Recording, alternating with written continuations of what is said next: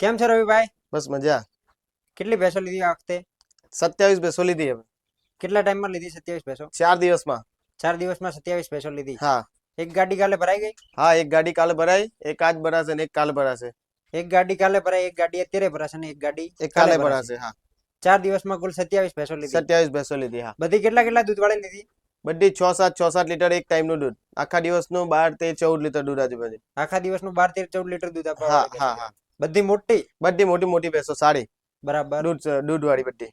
અને 2 time check કરીને લીધી? બે ટાઈમ મિલ્કિંગ કરીને. તો તમારી બાજુથી કોઈને અહીંયા ભેંસો ખરીદવા માટે આવવું હોય તો શું કહેશો?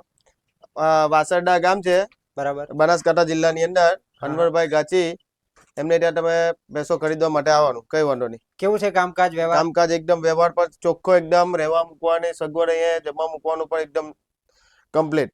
અને આની પહેલા તમે કેટલી ભેંસો લઈ ગયા હતા 15 દિવસ પહેલા? 15 દિવસ પહેલા એક ગાડી લઈ ગયો તો. ત્યારે બી એક ગાડી લઈ હા, ગયા એક ગાડી લઈ હતા. ગયો. એટલે મહિનાની અંદર ગણો ને 3-4 ગાડી લીધી. 4 ગાડી માર થઈ ગયો. 4 ગાડી ભેંસ હા, લીધી. 4 ગાડી. હા બરાબર.